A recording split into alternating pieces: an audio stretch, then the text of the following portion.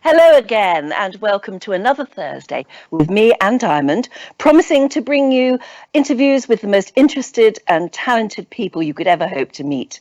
I'm talking to you from Britain, deep in the heart of the Buckinghamshire countryside, actually just south of Oxford, quite close to where my guest was born and brought up for much of her childhood.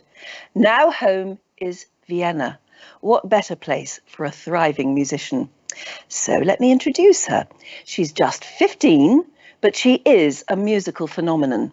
I hesitate to use the word prodigy or genius because those words are burdensome. But take it from me, you are in for a treat, not just meeting her, but hearing her music. She could read music before she could read words. She could sing music before she could sing words. She composed her first piano sonata at 6, her first short opera at 7, and her first full-length opera at 10. And just before lockdown happened all over the world, Alma appeared at New York's Carnegie Hall to a standing ovation, performing a violin concerto and a piano concerto, both of which she had written herself. Now, before we meet Alma, let me show you just how amazing she is and what a stunning talent she has. So here's Alma, just before Christmas, playing the third movement of her very own violin concerto.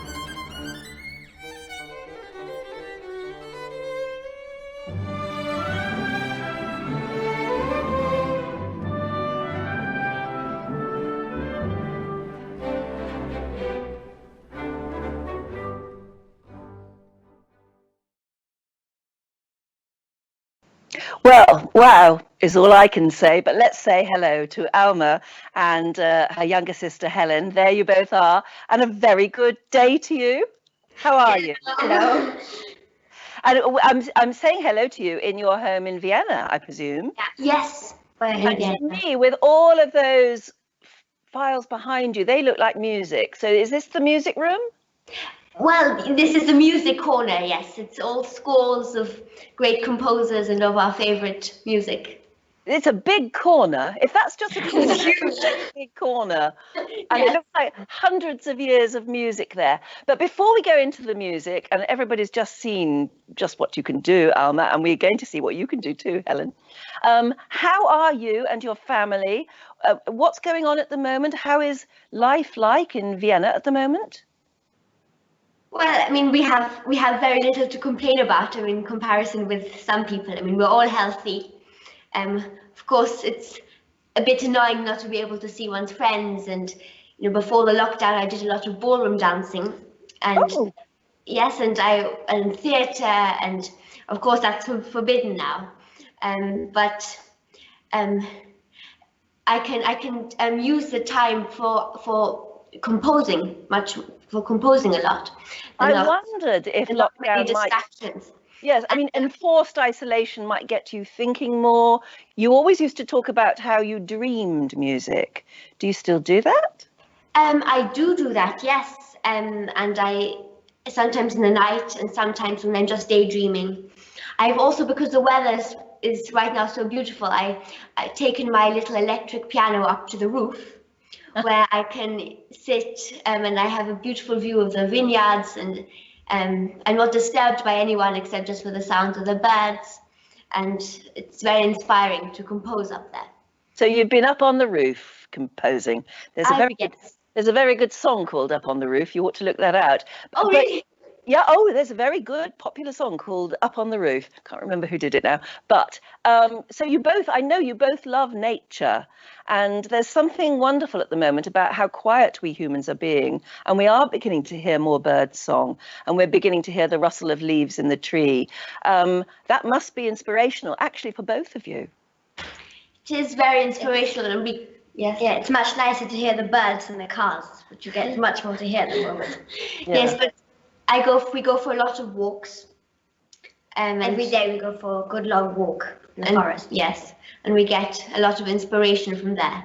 Yeah. And it's also quite odd to walk around in the city of Vienna, because normally Vienna is it's a city of music, and it's surrounded with tourists, and it's so full of life.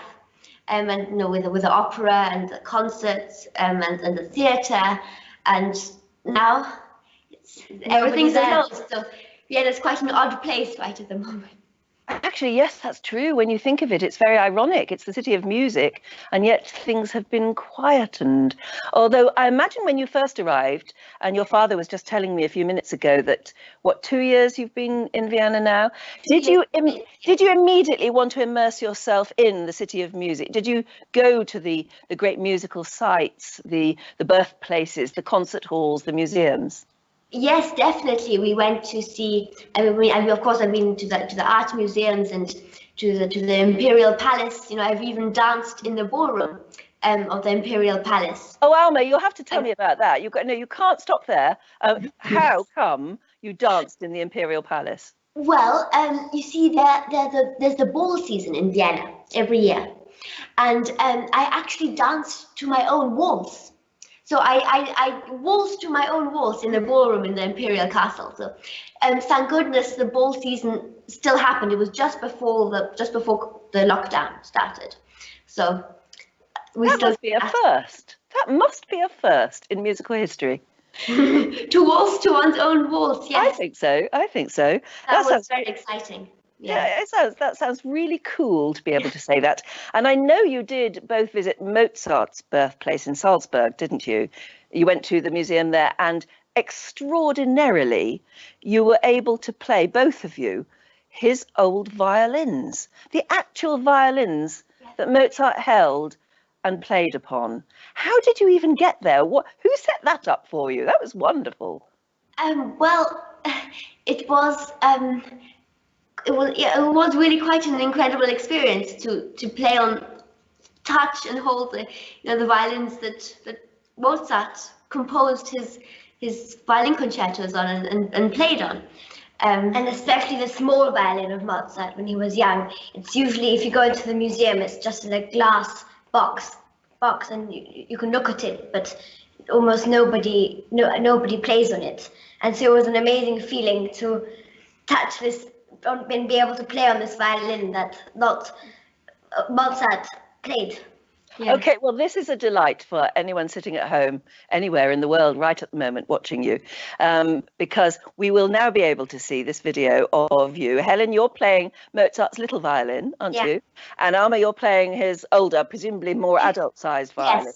Yes. And you're playing, I think, in this clip, a Mozart duet. Am I right? We are playing, yes, that's right. Mozart duet. Okay, well, let's sit back and actually listen and watch this. This is Alma and Helen playing Mozart's big and little violins.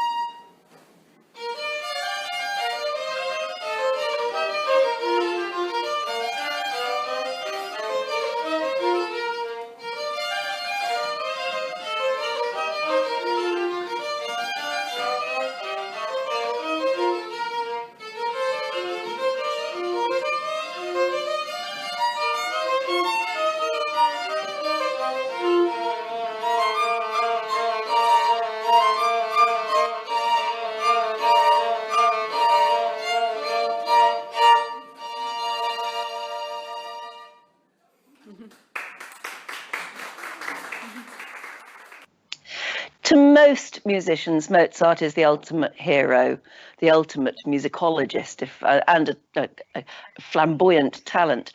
What was it like holding those violins? What was it like being there? Well, actually, it wasn't. Well, it was amazing to play on the violins. It wasn't actually so easy to play on them because they were in the original condition, so they hadn't been changed. And so the fingerboard was different, and also the strings, they were made out of gut, and not like the modern violins which have steel strings. And also the violins were much smaller, so it was more difficult. Even though I was 8 then, Mozart must have been quite a small little boy and had a small little violin to match. So it was a little bit, it was different to play on it was more different than I thought. It was smaller and I wasn't used to playing on a small violin, but incredible feeling. Yes, the violin has evolved a bit since then, I suppose. When one's actually there, I was almost too overwhelmed to take everything in. But then when I was afterwards, then I could remember everything in detail. And it almost makes one dizzy to think about it. Yes, it makes your spine tingle a bit, that one, doesn't it? I know that you've been likened to another Mozart. Stephen Fry said it in a tweet, and of course that caused a surge of publicity, and you had camera crews knocking at your door. But you don't really like the comparison, do you, Alma? Well, that was already quite a long time ago. I mean, that was when I was 7, and I'm 15. I'm 15 now, and I remember even then I didn't. I mean, I knew it was very flattering, but I didn't really like being called another Mozart. I said I don't want to be another Mozart. I want to be Alma. Yeah, you want to be you. Absolutely. Yes, that's probably a bit of a childish statement, but I think basically it's still true now. Oh, absolutely. I want to tell my own stories in music, and I want my music to be known for itself and not to be like another Mozart. And of course, Mozart is one of my greatest idols, and I often dream about meeting him and discussing my compositions and his compositions, and maybe I could show him my compositions, and hopefully he would say, oh well, this is very nice here, this is very nice, but did you ever think about doing this? Or do you ever wonder what it must have been like for him in his day? He was very, very famous. His father took him and his sister, of course, Nannerl, all around Europe, and they played enormous concerts and they played to royalty. He was very famous, but in a very different way from the way you are well known. I wonder how Mozart would have coped with social media, and having his own YouTube channel and things like that. well, do you wonder about the different ways you're both doing it? Yes, I think Mozart he wasn't actually so famous. I mean, when he was very little, when he was tiny, about 7, it was very easy for him, then he was treated a bit like a little doll and he could sit on the laps of the empresses. But then when he became a bit older, so when he became a teenager, it actually became extremely difficult, and he had to travel around from one snooty count to another duke, almost like a beggar, and hope for favors. And there's some descriptions how he writes in letters how he was made to wait in freezing waiting rooms while this aristocratic family had finished having their meal, and then he was allowed to come and play his music while they were chatting to each other, which was considered a great honor. So I think it would probably have made a huge difference for him if he had social media or his own YouTube channel. Yes, he really needed his own YouTube channel. Yes. He would have been independent then, wouldn't he? Yes.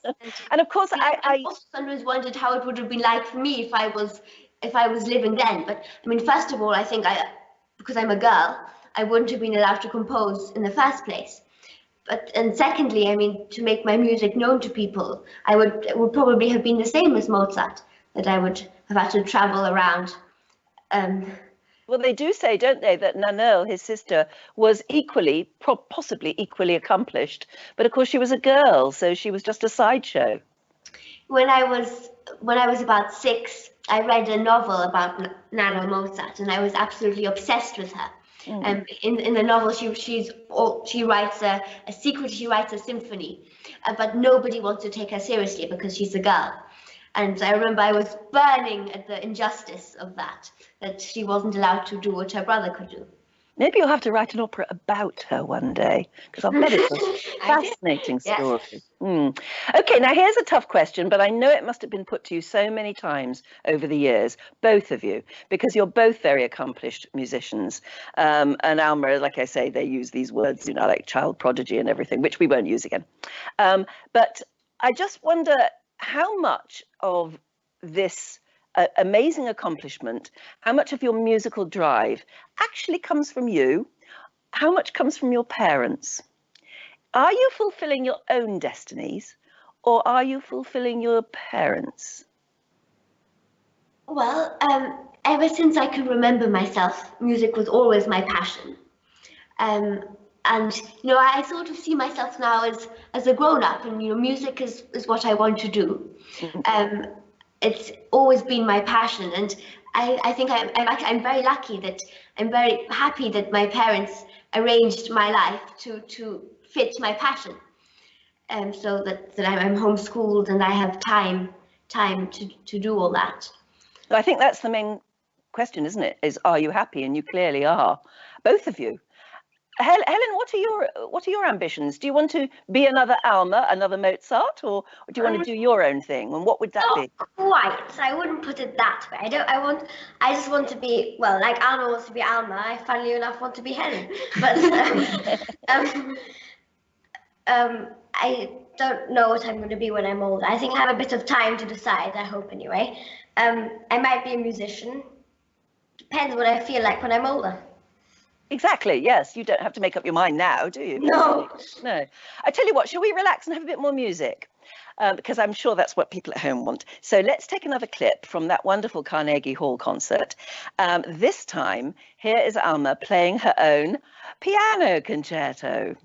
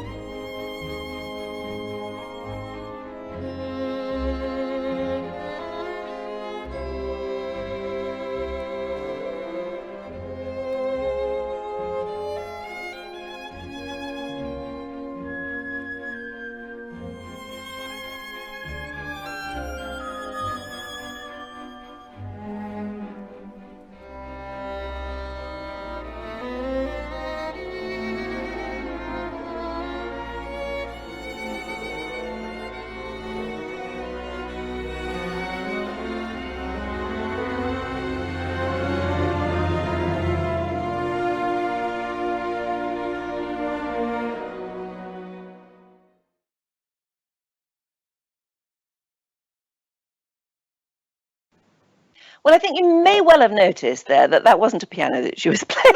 It was actually a violin, wasn't it, Alma? So that was some more of your violin concerto, which is absolutely gorgeous. And we'll play the piano a bit later on. But I was just thinking, what an amazing concert that was, because you played a whole violin concerto and then a whole piano concerto and then lots more besides. That takes stamina. Isn't that sort of performance utterly exhausting? It absolutely is. I mean, you know, even normal soloists, they play one concerto as about half an hour. But in this concert, I played my violin concerto and my piano concerto, and then, you know, I explained about each of the pieces. So, yes, that was very exhausting, and it took me quite a few days to recover after that. I'll bet. What do you make of fame? What do you think of it? I mean, when you do a concert like that, you've got standing ovations many times, actually.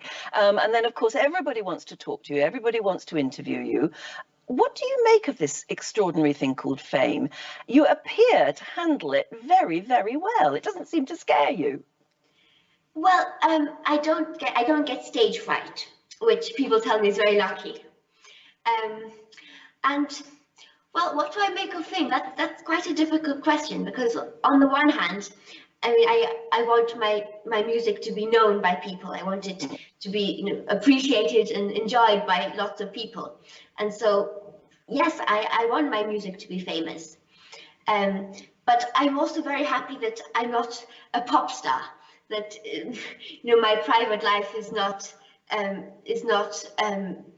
public, and that I'm not famous in that way. You've already thought, but isn't it interesting that you've already thought that through? Because you do sacrifice. You could become a pop star, or certainly a popular star. You could write musicals, you could write movie music, you could do anything that would make you famous, and therefore you would have to handle this glare of publicity. But have you already decided that you want to keep, you know, one Alma here, private home, and the other Alma on stage? Yes, I have. And I actually would like to write at some point a musical, and maybe also music for films, because I love the musicals of Rodgers and Hammerstein and My Fair Lady and West Side Story. And I absolutely love the music of John Williams. I'm so glad you said that, because when I heard your piano concerto, I thought, we used to use this word in college, I don't know if they still do. It was very programmatic, your music.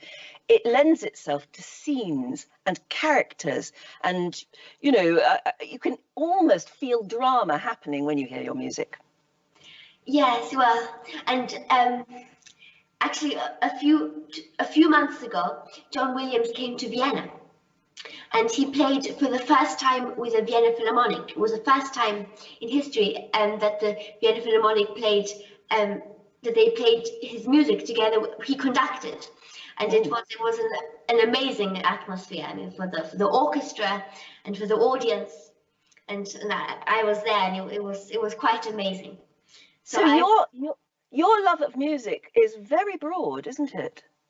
It's not just classical, it's not just music by Mozart and Beethoven and all the rest of it. You've actually already started to look at other realms of the musical world.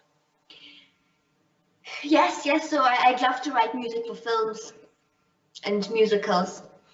I don't think that'll be long coming, actually. I can hear it in your music already. Do either of you get nervous when you go on stage at all? I don't get nervous, no. Which is very lucky for me. Why not? I don't know. I tend to get very excited, and yes, I tend to get very excited, but I don't really get nervous because I enjoy it a lot. I really like performing. Yeah. What about you, Helen? Don't you get nervous? I don't tend to get nervous either particularly. I just think, okay, here I am on stage. I'd better do what I'm going to do and then go on. Yes, that's where you do your thing, I suppose. I was talking about fame there, and of course that has meant, Alma, particularly, that you have appeared on some big deal TV shows. Anyone watching from the States right now will know how big the Ellen DeGeneres show is. And there's a lovely clip here of you talking to her about this very sensation, about being famous and the sort of things that also inspire you to your music. So let's sit back now and have a look at Ellen talking to you. Well, I have a special purple skipping rope which I dream along with it, and melodies pour into my head. Is it the one that's sitting over there? Yes. What do you do with it? What does that mean it helps you dream with it? You hold it, or do you jump rope with it? No, no, this is how it is, and I just dream with it. I just wave it around, and melodies pour into my head. You wave it around and melodies pour into your head? Well, it's usually, sometimes. I gotta get one of those. It'd be amazing. Yes, I want one of those skipping ropes as well. Do you still compose with your skipping rope now? I do actually, yes, I do. I mean, now I know that it's not really the skipping rope that's magic, that it doesn't come out only out of the skipping rope. And I also get inspiration just when I'm sitting on the train or on the tram, or when I'm just sitting on the roof, or when I'm asleep. But I do still often get inspiration when I'm walking in the woods and in the vineyards with my skipping rope. Well, I tell you what, you also get inspiration from some of the very modern sounds all around us. Actually, there probably are a lot of siren sounds around a city like Vienna at the moment. Tell me about, we're going to listen to siren sounds in a moment. This is one of your compositions. But tell me why and how it inspired you. The sounds of a city like Vienna inspired you to write music. How come sirens did it for you? Well, I thought it would be quite funny and quite interesting to take some ugly sounds from the world. So, you know, police cars, sirens, Cars hooting. Yes, cars hooting, even the sounds of the bus when they're closing, and try and turn them into something beautiful through music, and turn them into a waltz. Because since I'm living in Vienna, I thought I should write a waltz. Well, I tell you what, in that case, let's go back to the Carnegie Hall, because, and I find this extraordinary, your rapport immediately with the audience, but you want to tell the audience exactly how you were inspired, and you have a real sense of humor about you, and you get the audience laughing, and you get the audience with you and ready to hear your music. So let's see how you introduced siren sounds to your audience at the Carnegie Hall now.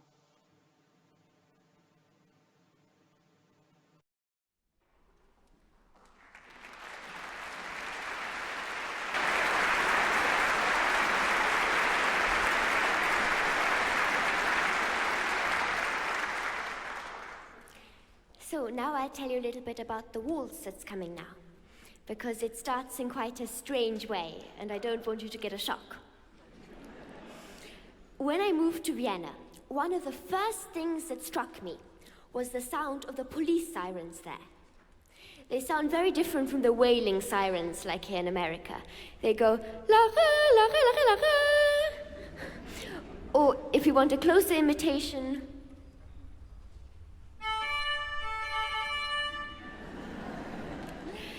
and when I heard this Viennese siren, I tried in my mind to continue it as a melody.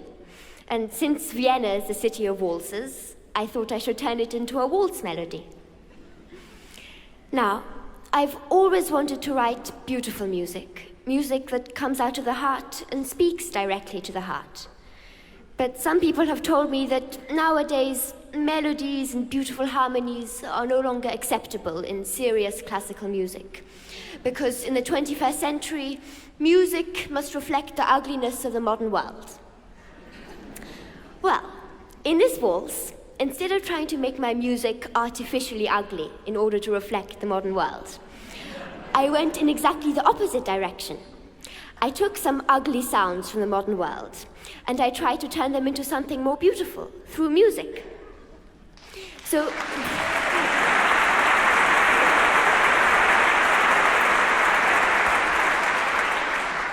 the introduction starts off with the sounds of a noisy street.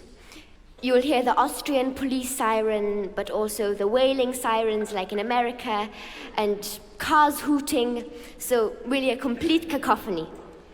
But then, after a short while, the noise of the street dies down, and the imagination takes over. And in the imagination, I take these ugly police sirens and try to turn them into something more beautiful, perhaps more in the direction of the sirens in the Odyssey. And then, after this long introduction, the waltz itself starts, which is actually a chain of 4 different waltzes. And the 4th waltz is the one which is based on the Austrian police siren. So anyway, don't be scared by the beginning.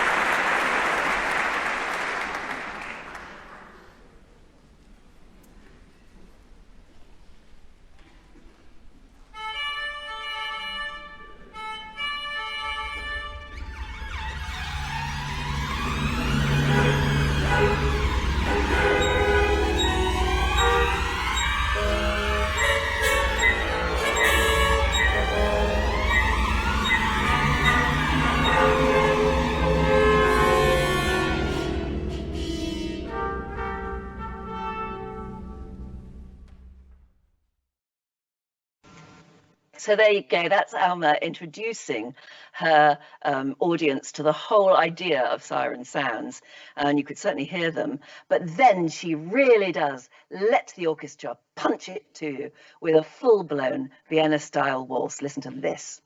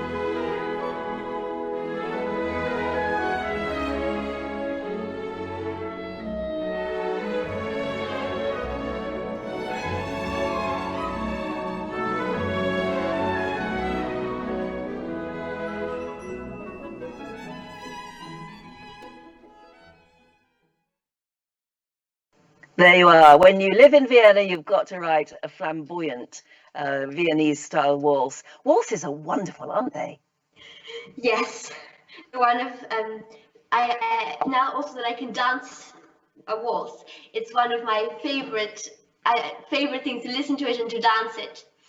And you've actually danced it in one of those big ballrooms where you go round and round and round. Oh, I have. Yes. I've opened to my own waltz and also to, of course, other people's waltzes. I so envy you. That is a real experience, and to be able to do it to your own music, of course, is something else. Now, look, as any musician from the whole of history will tell you, it's not enough to be a good musician. You actually have to get heard, as you were saying earlier, and for that you need a sponsor. Or you need somebody who's going to look after you and occasionally pay you, or at least make it possible for you to get on stage and perform. And you have been so lucky, in a way, I suppose, to have met up with Viking, haven't you? Because I know that Torstein Hagen and Karina mean rather more to you than just a benefactor. But the people who were behind you on that Carnegie Hall concert were Viking and Packard Humanities. In the Packard Institute, yes, yeah. The Packard Humanities Institute. They enabled you to do that big concert, and hopefully will do so again. But tell me more about your relationship with Viking. We're on Viking television right now, and your relationship with Viking is a very close one. Well, the first time I met Tor, it was after Alma's concert in Switzerland, and we went to supper afterward. There was lots of us, and we just started talking. We both found out that we talked about interesting things and found out we both like music with tunes inside and melodies, and we got on like a house on fire. It was sort of, so we just talked, and we could have talked for probably a year or so. But yes, we just I think we're great friends. And like Helen said, Tor and I have one thing in common. We both like music with good tunes. Ah. And I think that's what good music is really about. So we have very similar tastes. I'm glad you said that, because I quite agree. There's some modern music I don't quite get, because I love a good tune. Everybody does. Well, I think so, exactly. And that's something that Torstein and you were able to bond over. Yes. Yeah, and I know that you've kept in touch a lot, but you did have one really lovely surprise for him not so long ago. Explain what you did, and then we'll see the video. Well, only a few months ago in February, it was Tor's birthday, and Karina thought, now what can we do to cheer him up? So she arranged to transport me and Alma from Vienna to Basel. It was almost like a military operation. It was secret. We couldn't be spotted until the right moment. So we sort of had to dash into corridors and duck in order not to be seen. And then a breathless helper would come along and say, oh, Tor's coming around the corner, we have to hide. And then we dash into side rooms. And then at the right moment, we played Happy Birthday to him on the violin. And we sang. Okay, let's see that now, because we've got family video of exactly that moment when you two burst in to the headquarters in Basel of Viking and surprised Torstein at his boardroom table. Look at this.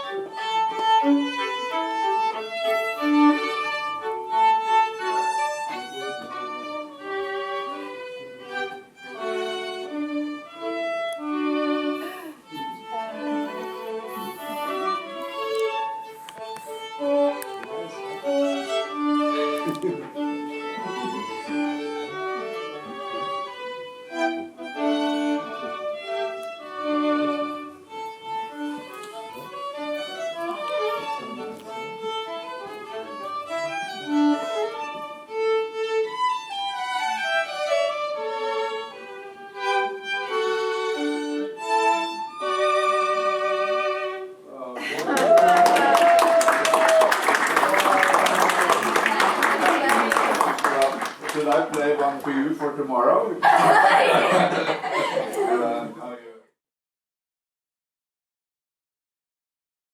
Well, I know that Tor sort of views you girls as honorary granddaughters.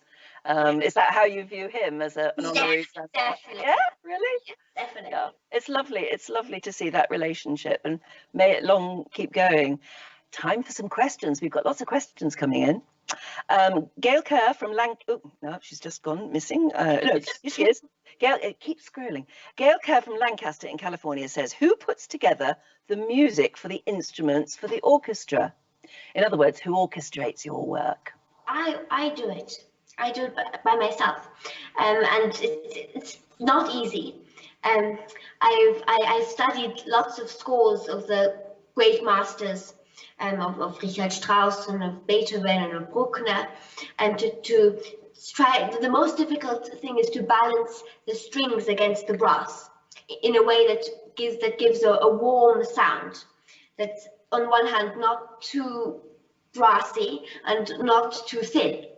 So it's quite difficult. So when you hear the music in your head, sometimes from a dream, do you hear it as a tune on a piano or a tune on a violin, or do you hear the orchestration in your head? It depends. Sometimes I hear a melody for two horns, and I know that, well, that has to stay for two horns, and sometimes I hear a melody being sung by a voice, and sometimes I hear it for orchestra, and I always hear the harmony underneath. whenever I Yeah. had it. Yeah, because that gives it real character, doesn't Yeah. it? Okay, Leni Tangvald Jansen from Oslo says, no words. We are so blessed to hear this. Just one question. Have you ever considered making music to the Hans Christian Andersen fairy tales? I am sure this great writer would have loved it if you did. The world is better with you two. Oh, isn't that nice? That's very nice, and actually, that's very funny because that's exactly what I'm doing now. I'm writing a new opera, based on the Andersen story of the Emperor's New Clothes. Oh, yes. So it's going to be called The Emperor's New Waltz instead. And of course, there are lots of elements that will be added to it. But I'm writing that for the Salzburger State Theatre. That should hopefully be put on in 2022. Well, of course, you've done that before. You took Cinderella and turned that into an opera, but you gave it your own twist, didn't you? I twisted the story and changed it so that it would be that music would be part of it. I mean, there literally isn't enough time, or we go on talking for hours if we looked at Cinderella and what you did with Cinderella, but it was absolutely amazing and beautiful and so challenging. But we will give everybody watching now a hint on how to actually access some of those amazing videos. Daniel Pepin from Lake Orion says, Helen and Alma, do you ever take a complete break from music, composing and performing, etc., other than schooling? And if so, what do you like to do for a complete change of pace? Well, I mean, I go to school at the moment, so I have school and I have holidays. It's just one or the other. You like sports too? I love sports. I love tennis and I love swimming. Yes, I mean. Do you love drama? Acting.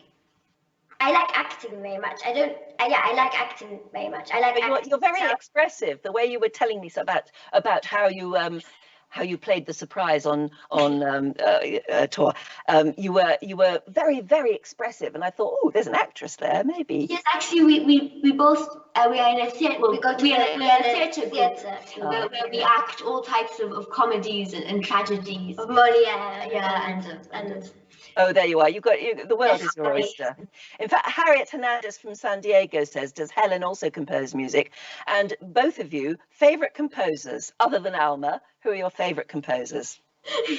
Well, I have three, Verdi, Tchaikovsky and Alma. Yeah, that's nice. That's very nice of you. No, well, it's true. Well, for me, it's a bit more difficult to answer because there are just so many. And it's a bit like asking, who's your favorite author or what's your favorite dish? I mean, of course, I love Mozart very much, but I mean, I also love, a bit later romantic composers like Schubert, and Tchaikovsky and Dvorak and Richard Strauss and Bruckner. Well, they're all great names for a reason, aren't they? They're all worth listening to. I mean, look at all that music stacked behind you. Everyone has probably got a different name on it, and every one of them the most brilliant piece of music. Here's another one. Pianos. How do you qualify for a really good piano? I'm not sure about that one. I wanted to ask you, though, Alma, about your Stradivarius. You do have one now, don't you? I do have one, yes. It's such an amazing privilege to be able to play on that amazing violin. I fell in love with it the first moment that I played on it. I mean, it's like having a really, really good friend. Is it really different from others? Yes, it is. It's just, it has such a beautiful, sweet sound. And it's just so you have the feeling it does so much for you. It's incredible, isn't it, how this one person, I know his son's also continued, making violins that can sing like nearly nothing else can. Absolutely. A lot of people saying they're just loving watching you both. How many languages to these brilliant, articulate young musicians? How many languages do they speak? That's another thing I wanted to ask you. When you went to Vienna, did you have to learn German, or did you already know? Well, when we first came to Vienna 2 years ago, Anna could speak a little bit. But barely. I couldn't really. But you had learned a little bit. I learned a bit before, but I couldn't really speak a lot, and so our parents were very tough.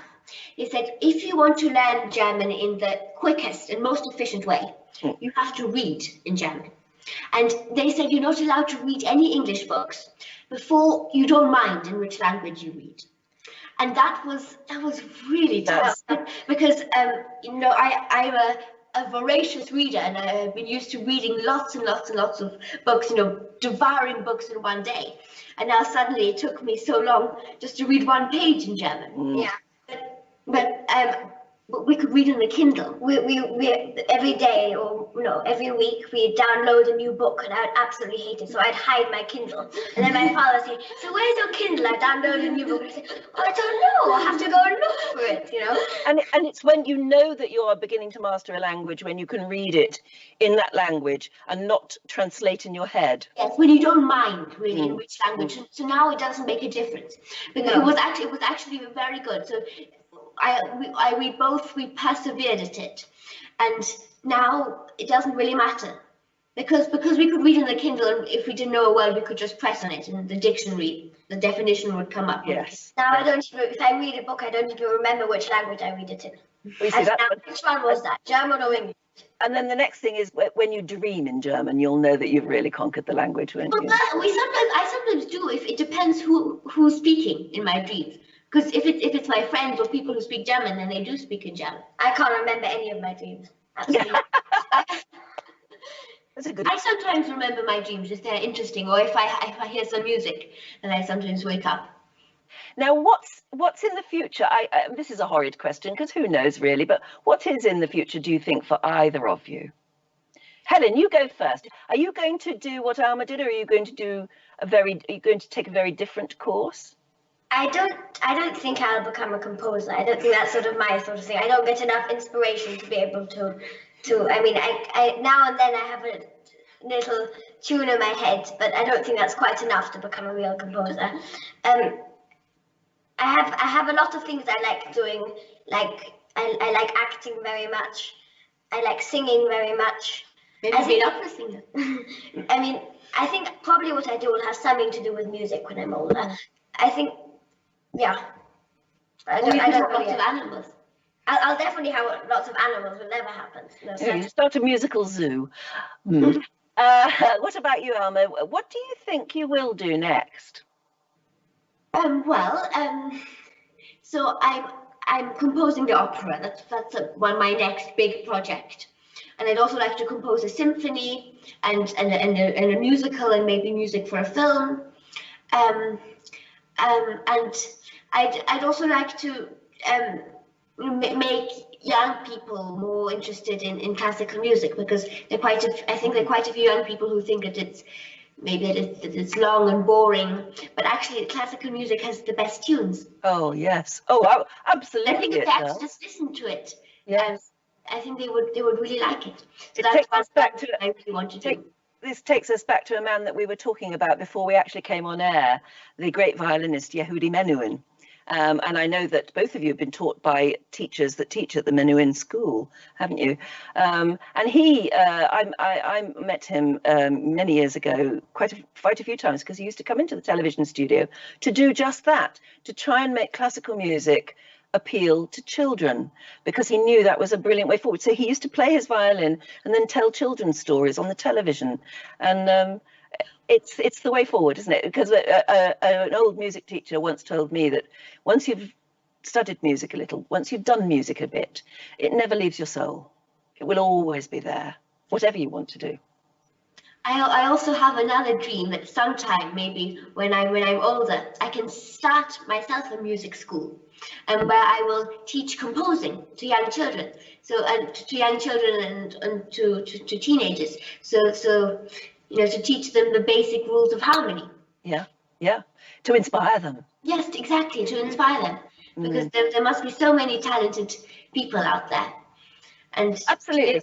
give Well, them we have really been talking for an hour, and I don't know about you, but I've been sitting on my legs, and now they've gone a bit numb. What are you going to go off and do now? I don't even. I mean, what is it? The evening in Vienna as we speak? It's 10 to 9. Oh, right. So what will you do next? What will you do now to relax? Well, I'll probably finish a chapter of a book of Mendelssohn that I'm reading. Have something to eat, and I'll probably go to bed quite soon so that because I haven't been sleeping so much in the last week, and so I'll probably go to bed so that I got lots of energy for tomorrow, so I can go up again to the roof and continue composing the scene that they're working on right now. And same house for me. Yeah.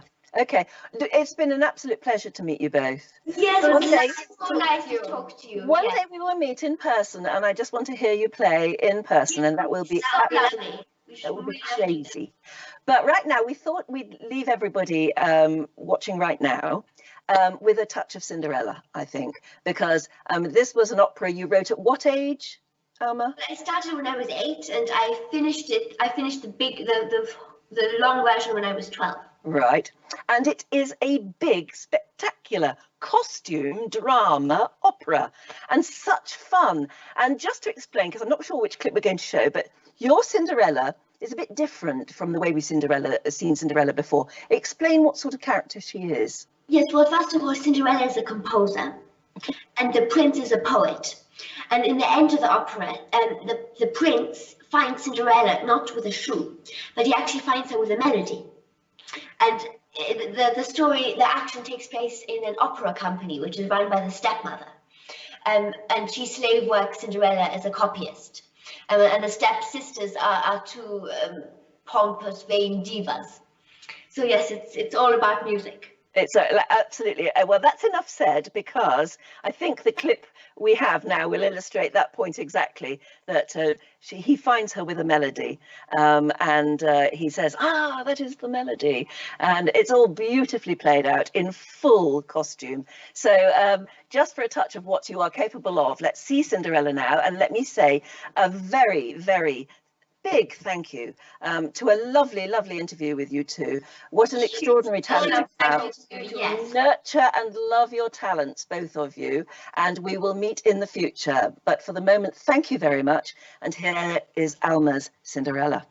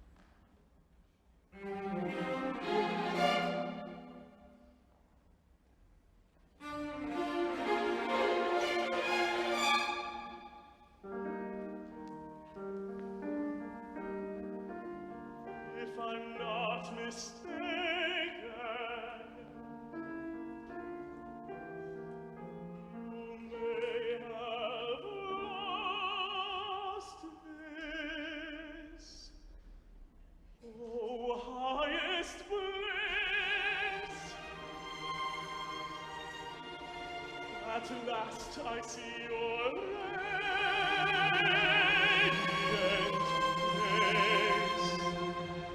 There's nothing lovelier on earth.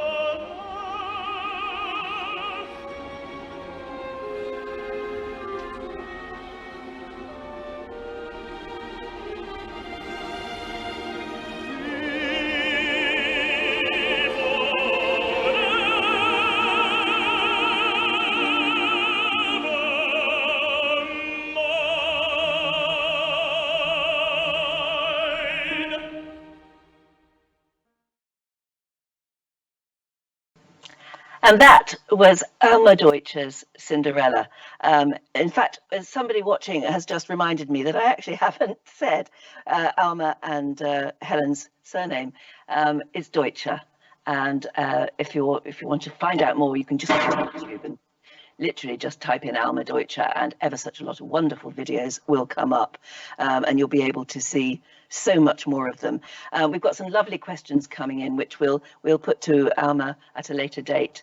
All sorts of things about writing sacred music and things like that. But wasn't she extraordinary? Wasn't Helen absolutely wonderful? And what an extraordinary pair of sisters, and what might they accomplish in the future? I think that's the interesting question.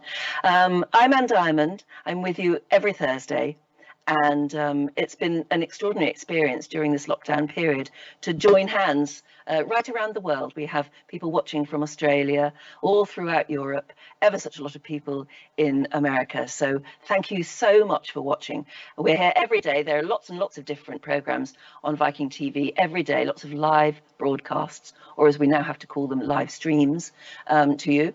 But I will be here every Thursday with somebody new and exciting and exotic and really interesting. So do join me next week. And until then, stay safe, and I'll see you next week. Bye-bye.